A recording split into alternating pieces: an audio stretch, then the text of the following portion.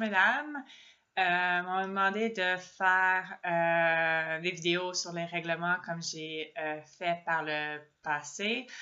Pour là où les 2-3 personnes qui ne me connaissent pas, je m'appelle Isabelle, je vais jouer avec vous cet été au Championnat du monde, mais j'habite en Angleterre, fait qu'on va pas se voir avant Winnipeg. Pour faire des vidéos, je vais avoir quelques assistants.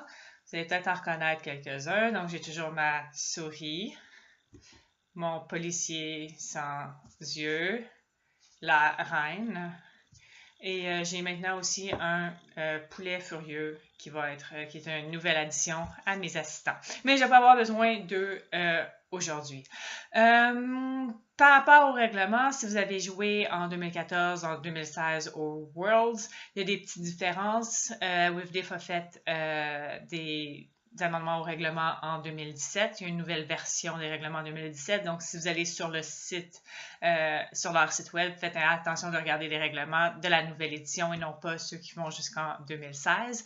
La plupart des changements, c'était pour faire en sorte que les règlements ressemblent un peu plus au règlement de USAU, mais USA Ultimate, mais encore des différences dont on va parler un peu dans les prochaines vidéos. Si vous regardez les règlements ne sont pas nécessairement tellement détaillés. Il faut les lire en parallèle avec un autre truc de règlement qui c'est l'interprétation des règlements, ou là je pense qu'ils appellent ça maintenant annotation des règlements. Donc pour chaque section de règlement, il y a une section annotation, puis les deux vont ensemble. Puis dans la section annotation, des fois il y a comme un peu des descriptions de jeu, puis qu'est-ce qui peut se passer, comment on résout les choses dans différents types de jeux. Pour aujourd'hui, on va garder ça léger. On va parler d'esprit du jeu parce que la première section des règlements, c'est la section sur l'esprit du jeu. Donc, le premier principe, le principe le plus important, c'est qu'on prend pour acquis qu'il n'y a personne qui brise les règlements intentionnellement.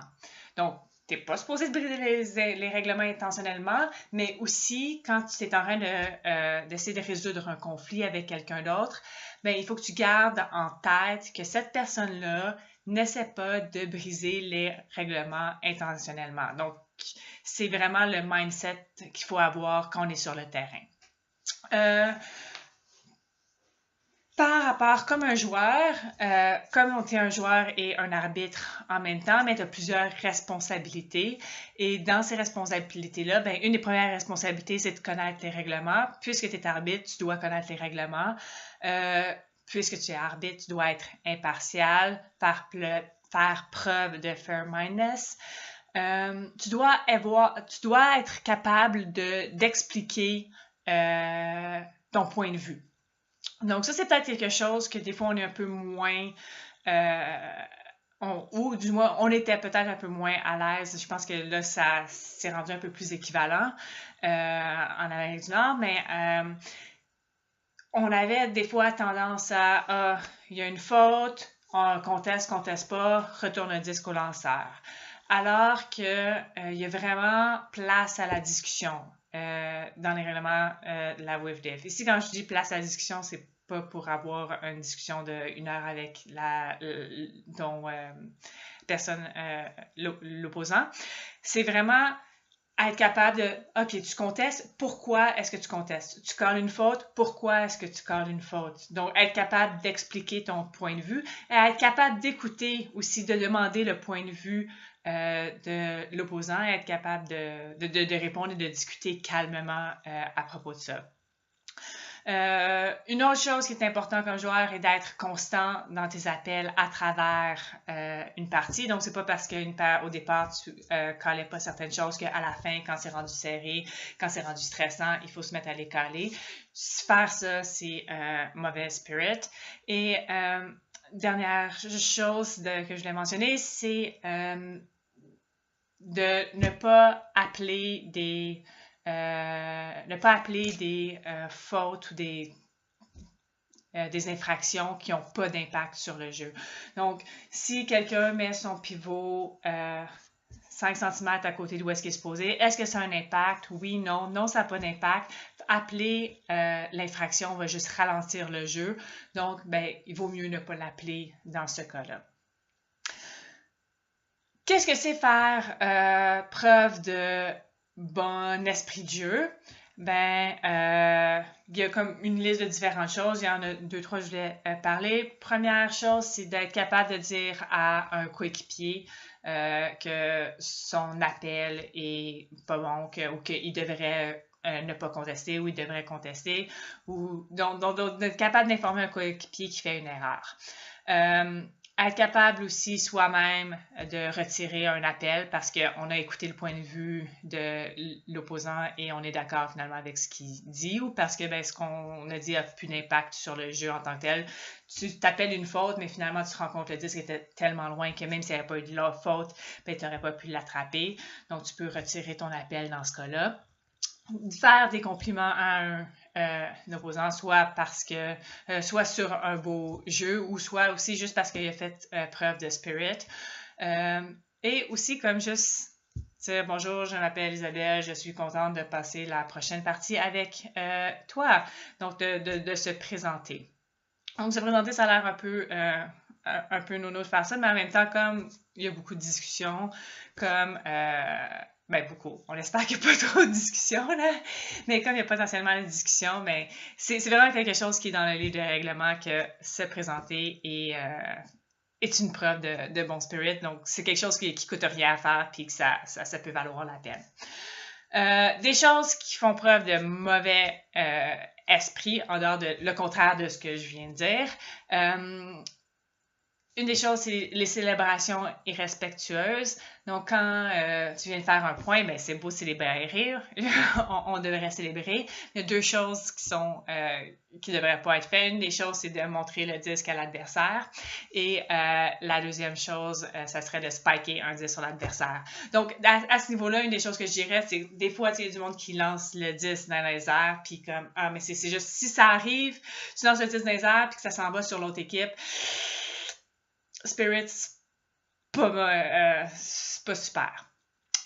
Autre chose, c'est faire des appels en représailles d'un autre appel. Donc là, une autre équipe se met à caler beaucoup de travel. Fait que, vous voulez caler des travel? On va en caler nous aussi des travel.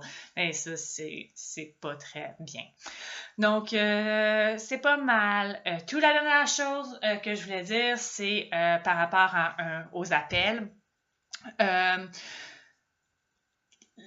Un appel devrait se régler entre les 2 personnes qui sont concernées ou les personnes qui ont la meilleure perspective sur le jeu.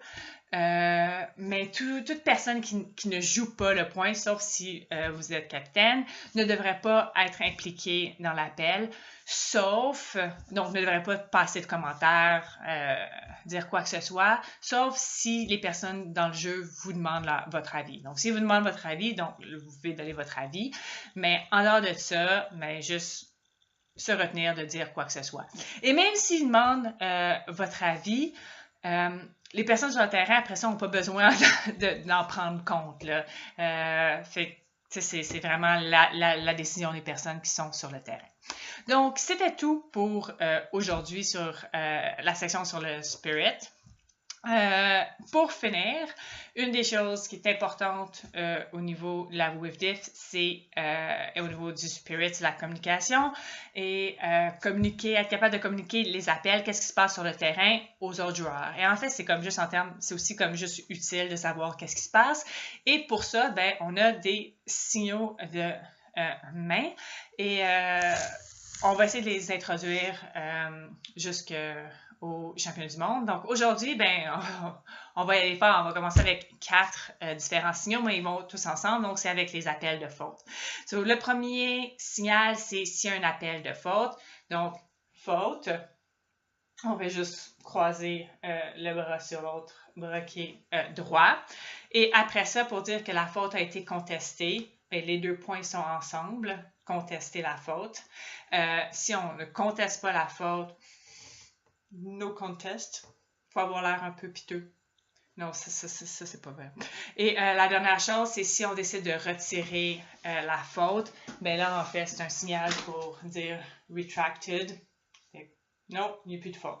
En fait, donc, ça c'est comme le jeu s'arrête. Pourquoi est-ce que le jeu s'arrête? Fait juste un signal de faute pour dire, OK, ça fait que là, les autres personnes qui sont sur le terrain ou en dehors du terrain savent qu'il y a eu un appel de faute. Et là, ben, quand l'appel est résolu, ben, c'est résolu parce que ça a été contesté, c'est résolu parce que c'est incontesté, ou c'est, ben, la faute a été retirée et donc on continue à jouer. Donc, c'est tout pour aujourd'hui. Passez une bonne soirée. Puis, désolé, c'était un peu long. J'essaie de faire ça plus court les prochaines fois. Bye!